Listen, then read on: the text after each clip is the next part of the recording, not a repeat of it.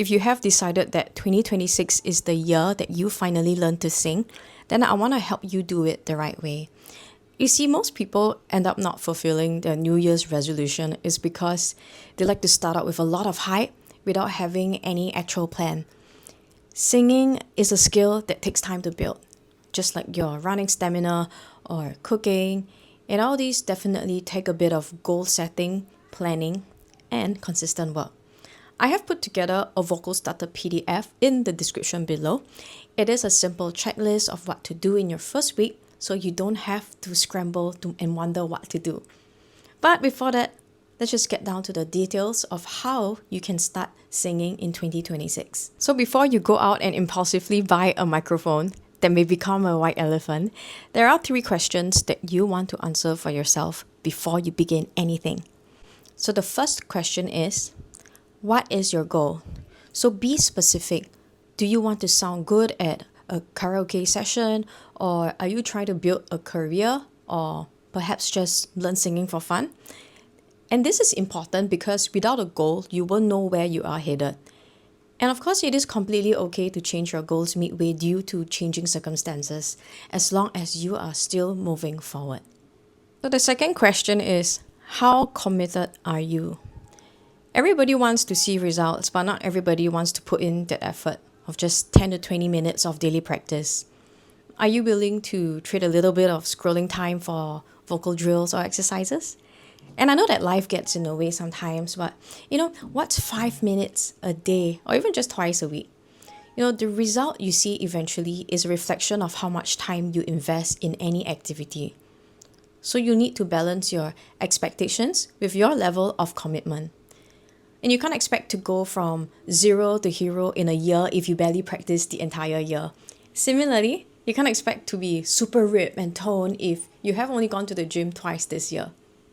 The third question is, do you actually have time? So take a look at your calendar for the year and see how much time are you willing to set aside for practice.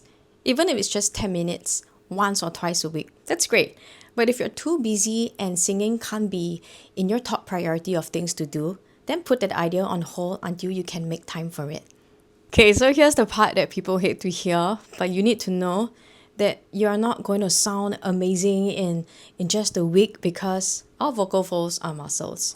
You wouldn't go to the gym once and then expect to lift 300 pounds. So singing is the same. Don't expect results instantly because coordination takes time. But here's the good news. Baby steps go a long way.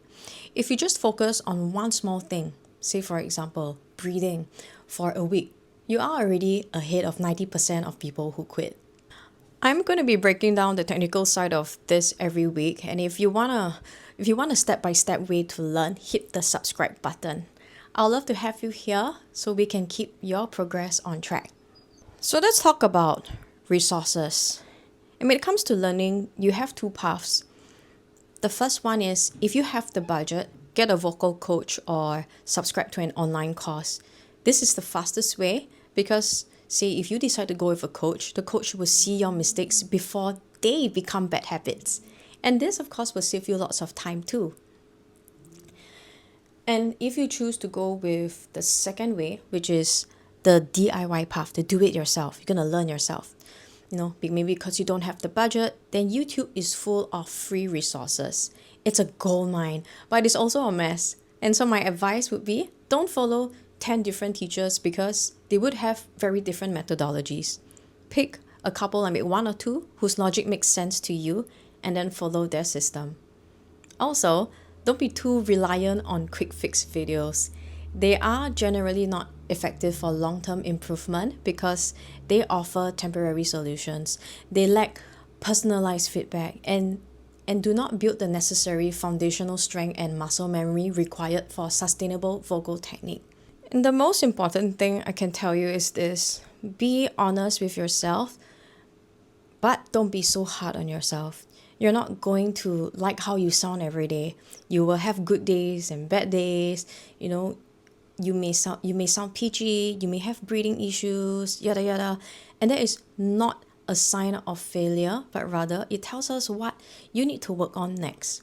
Think about a teacher from school in the past that you really liked.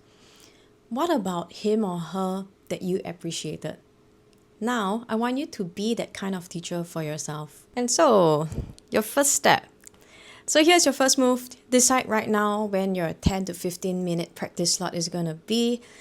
To help you not feel overwhelmed, as I've shared earlier, I've put together a vocal starter PDF in the description below that you can download.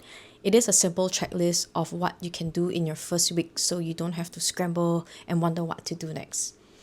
Download it, pick your time, and I'll see you in the next video. Bye!